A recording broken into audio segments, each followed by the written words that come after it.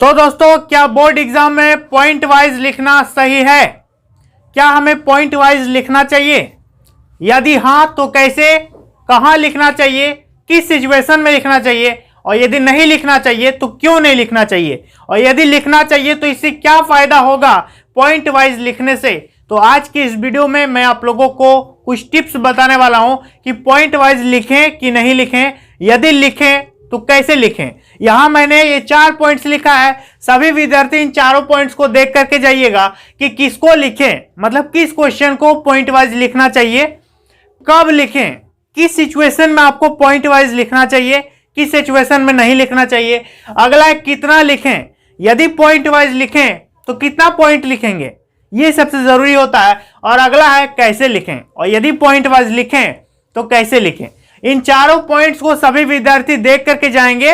और दोस्तों, इस वीडियो को वायरल करना है, सभी विद्यार्थी तक पहुंचाना है। यह वीडियो वायरल तब होगा जब आप इस वीडियो को पूरा अंत तक देखेंगे, तभी यह वीडियो वायरल होगा और दूसरे विद्यार्थियों तक पहुंच पाएगा। तो सभी मैट्रिक इंटर के जितने भी विद्यार्थी 2021 में फाइनल एग्जाम देंगे, इस वीडियो को अंत तक देखिएगा। यह वीडियो आपकी भलाई के लिए बनाई गई है। बहुत इंपॉर्टेंट बात इस वीडियो में मैं आप लोगों को बताने वाला हूं, तो वीडियो को लास्ट तक देखेंगे। और जो भी विद्यार्थी पहली बार मेरे चैनल पर मेहमान बन के आए हैं, प्लीज सब्सक्राइब कर लीजिए। मैं ऐसा ही जानकारी आप लोगों को अपने चैनल पर देता रहता हूं। तो चलिए दोस्तों, आज की इस वीडियो को शुरू करते हैं। तो अब सवाल यह उठता है कि क्या हमें पॉइंट वाइज लिखना चाहिए?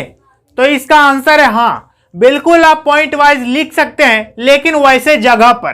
ठीक है, पॉइंट वाइज लिखने से अच्छे मार्क्स मिलते हैं, यह भी बात सही है। ठीक है, लेकिन जगह पर कैसे लिखना चाहिए, नहीं लिखना चाहिए, मैं सब आज इस वीडियो में बताऊंगा। तो वीडियो को अंत तक देखेंगे। ध्यान दीजिए, 4 जो पॉइंट्स मैंने लिखा है, सबसे पहला पॉइंट है कि किसको लिखें, पॉइंट वाइज किसको लिखा जाए, बिंदुवार लिखें। किस क्वेश्चन को चुने कि इसको पॉइंट वाइज लिखेंगे, कि इसको पॉइंट वाइज नहीं लिखेंगे। समझ में आ गया? तो ध्यान दीजिएगा कि पॉइंट वाइज किस क्वेश्चन को लिखेंगे।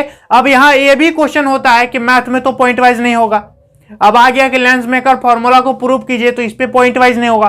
पॉइंट वाइज किस पे संभव होगा? लिटरेचर में, यदि आपका हिस्ट्री है, हिंदी का क्वेश्चन है, इकोनॉमिक्स है, इंग्लिश है, इस सब में आप पॉइंट वाइज लिख सकते हैं। समझ में आ गया? अब बात आती है कि किसको लिखें। तो ध्यान दीजिएगा कि वैसा क्वेश्चन जो 2 मार्क्स से ज्यादा का है, जिसपे 2 से ज्यादा अंक आप लोगों को मिलेगा, उस पे आप पॉइंट वाइज लिख सकते हैं। वैसे क्वेश्चंस को लिखेंगे जो लंबे क्वेश्चंस होते हैं और जिसपे 2 मार्क्स से ज्यादा मिलने वाला है, 3 मार्क्स, 5 मार्क्स, 7 मार्क्स, कभी कभी 8 मार्क्स, 10 मार्क्स भी मिलता है। तो वैसे क्वेश्चंस को आप पॉइंट वाइज लिख सकते हैं। समझ में आ गया? जिसमें कारण पूछा है, कैसे पूछा है, किन किन कारणों से ये होता है। अब निबंध पूछा है तो ऐसा नहीं कि उसको पॉइंट वाइज लिखेंगे, उस पे निबंध को भी पॉइंट वाइज लिखना है, लेकिन उसका एक अलग ढंग होता है। इसका मैंने वीडियो अलग से बना दिया है। पत्र लेखन पॉइंट वाइज नहीं लिखना है, पॉइंट वाइज क्वेश्चन आंसर को लिखेंगे। जो 2 से ज्यादा मार्क्स का होगा उसको पॉइंट वाइज लिखना है।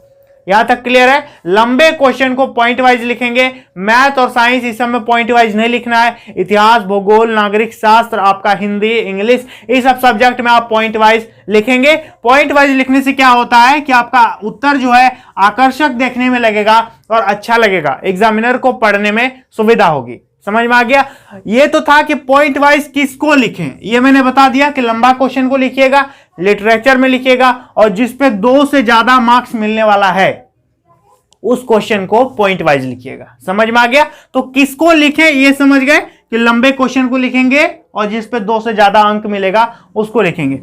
अब बात आती है कि कब लिखें, पॉइंट वाइज कब लिखें। कब लिखें भाई? जब आपको उत्तर पता हो, जब कंफर्म उत्तर पता हो तब आप पॉइंट वाइज वहां लिख सकते हैं। यदि पूछा है कि 5 मार्क्स का क्वेश्चन है और पूछा है कि सविनय अवज्ञा आंदोलन के कारणों की व्याख्या कीजिए, तो आप 5 पॉइंट देकर के लिख सकते हैं। समझ में आ गया? प्रश्न का उत्तर पॉइंट वाइज बिंदुवार कब लिखेंगे? जब आपको कंफर्म पता होगा या फिर उसके बारे में थोड़ी बहुत जानकारी होगी, तब उस जगह आप पॉइंट वाइज बेहिचक लिखिएगा, इससे कोई दिक्कत नहीं है। और यदि मान लेते हैं किसी क्वेश्चन के बारे में आपको जानकारी ही नहीं है और आप वहां पॉइंट वाइज दिखा रहे हैं, तो आप एग्जामिनर को डायरेक्ट दिखा रहे हैं कि हम गलत कर रहे हैं, डायरेक्ट आप शो कर रहे हैं कि हम गलत कर रहे हैं। ठीक है, आप अपनी कॉपी को डायरेक्ट दिखा रहे हैं कि ये जगह मेरा गलत है, इस जगह मेरा गलत है। और उसी चैप्टर से यदि संबंधित कुछ नॉलेज है तो आप आसानी से पॉइंट वाइज दिखा सकते हैं। इससे कोई दिक्कत नहीं है, उसको वो भी आसानी से पढ़ लेगा और आप भी खुश, और उसका भी काम आपका भी काम हो गया। तो कब लिखें? जब आपको अच्छे तरह से आंसर पता होगा, उस जगह आप पॉइंट वाइज बेहिचक लिख सकते हैं। अच्छे तरह से ना भी सही, थोड़ी बहुत भी जानकारी होगी उससे संबंधित, तो आप वहां पॉइंट वाइज लिख सकते हैं। तो किसको लिखें मैंने पहले बता दिया। लंबा क्वेश्चन 2 मार्क्स से ज्यादा रहेगा तो पॉइंट वाइज लिख दीजिएगा। 4 मार्क्स का रहेगा तो 4 पॉइंट लिखिएगा, 5 मार्क्स का रहेगा तो 5 पॉइंट जरूर लिखिएगा। समझ में आ गया? चलिए, और यदि पूछ देता है कि 6 कारण बताइए, तब तो 6 पॉइंट लिखना पड़ेगा। ठीक है, यदि 5 अंक का रहता है तो 5 पॉइंट लिखिए, 4 अंक का रहता है तो 4 पॉइंट लिखिए, 4 का 4 आप लोगों को मिल जाएगा। और कब लिखें? जब आपका आंसर कंफर्म हो, आप अपने उत्तर से संतुष्ट हैं कि हाँ मैं कर सकता हूं, ठीक है, ये मेरे लिए आंसर है, मैं इसे जानता हूं, तब आप वहां पॉइंट वाइज लिखिएगा तो काम करेगा। ठीक है, यहां तक क्लियर है? अगला जो मेन पॉइंट है, देखिए कि कितना लिखें। अब पॉइंट वाइज तो सोच लिए कि हम पॉइंट वाइज लिखेंगे, लेकिन अब कितना लिखेंगे? यदि 5 मार्क्स का क्वेश्चन आता है, ठीक है, तो आप 5 बिंदु दीजिएगा। 5 मार्क्स का क्वेश्चन आ गया तो 5 बिंदु, 4 बिंदु, 6 बिंदु भी आप लिख सकते हैं। यदि पूछ रहा है कि 3 कारण बताइए और उसी पे 5 मार्क्स मिलने वाला है तो 3 बिंदु लिखना है। यदि 3 कारण पूछा है और 5 मार्क्स मिलेगा तो 3 बिंदु लिखना है। और यदि नहीं लिखा है कि 3 कारण बताइए और लिखा है कि कारणों की व्याख्या कीजिए और 5 मार्क्स है, तब आप 5 बिंदु लिख दीजिएगा। लेकिन यदि कहा है कि 4 कारण बताओ तो 4 ही कारण बताना है। यहां तक के लिए अपना समय को फालतू बर्बाद नहीं करना है। तो कितना लिखे? जितना पूछा है। शब्द मान लेता है जैसे 200 वर्ड में लिखने बोला है तो आप 5 पॉइंट लिखिएगा, तो एक एक पॉइंट में 50-50 शब्द कर दीजिएगा अपने हिसाब से। किसी में 40, किसी में 60 शब्द भी कर दीजिएगा, तो अपने हिसाब से बांट करके ऐसे लिख देना। यहां तक क्लियर है? तो कितना लिखे? जितना पूछा गया है। मार्क्स देखिएगा, वर्ड लिमिट देखिएगा और अपना टाइम को जरूर देखिएगा। अगला चीज है कि कैसे लिखें। कैसे लिखें? How to write. अब बिंदुवार तो सोच लिए मैंने, हम जान लिया कि किसको लिखना है, कब लिखना है, कितना लिखना है। अब क्वेश्चन आता है कि कैसे लिखना है, हाउ टू राइट।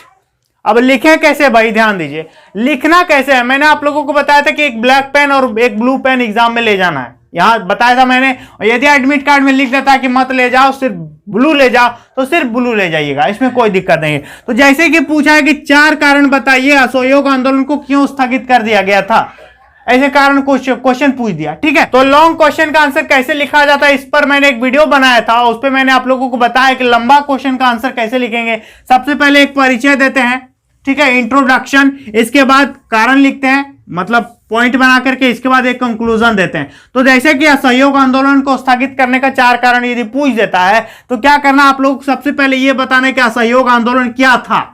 जिस क्वेश्चन के बारे में कारण पूछा है, कैसे पूछा है, टिप्पणी पूछा है, कुछ भी पूछा है, उस क्वेश्चन के बारे में आप लोगों को बताना है। अब पूछ दिया जलियांवाला बाग हत्याकांड क्यों हुआ, कब हुआ, कैसे हुआ, तो इसका आंसर लिखने से पहले आप लोगों को यह लिख देना ऊपर में कि जलियांवाला बाग हत्याकांड क्या था। ठीक है, इसके बाद लिखेंगे कि इसका कारण निम्नलिखित है, ये ऐसे हुआ, ये ऐसे हुआ, इसका प्रभाव ये हुआ, जो भी चीजें पूछा है उस तरह से आप लिख देना है और पॉइंट वाइज करके लिखना है। हेडिंग देंगे ब्लैक पेन से, इसका कारण प्रमुख निम्न प्रकार है। हेडिंग देंगे ब्लैक पेन से, फिर यहां ऐसे दे दीजिएगा, यहां से ब्लू पेन से लिखना शुरू कीजिएगा, 5-6 लाइन में लिखिएगा, फिर दूसरा नंबर फिर ब्लैक पेन से लिख दीजिएगा, फिर ब्लू पेन से लिखना शुरू करेंगे। इस तरह से 5 मार्क्स का है तो 5 पॉइंट दीजिएगा। 4 कारण पूछा और 5 मार्क्स है तो 4 कारण लिखना है। यहां तक समझ में आ गया दोस्तों? थोड़ा धुआं हो रहा है तो माफ कीजिएगा, मुझे हो सकता है क्लियरिटी नहीं आ पा रही होगी। तो ये था पॉइंट वाइज लिखने का कुछ तरीका कि पॉइंट वाइज लिखते समय हमें किन किन बातों का ध्यान रखना चाहिए और कहां पॉइंट वाइज लिखना चाहिए, कहां पॉइंट वाइज नहीं लिखना चाहिए। तो यदि आप लोगों को अभी भी कोई दिक्कत है, मुझसे कुछ पूछना चाहते हैं, तो आप मुझे बेहिचक कमेंट कीजिए, मैं सबका रिप्लाई जरूर दूंगा। तो चलिए दोस्तों, आज के लिए इतना ही, मिलेंगे नेक्स्ट वीडियो में, तब तक के लिए बहुत बहुत धन्यवाद।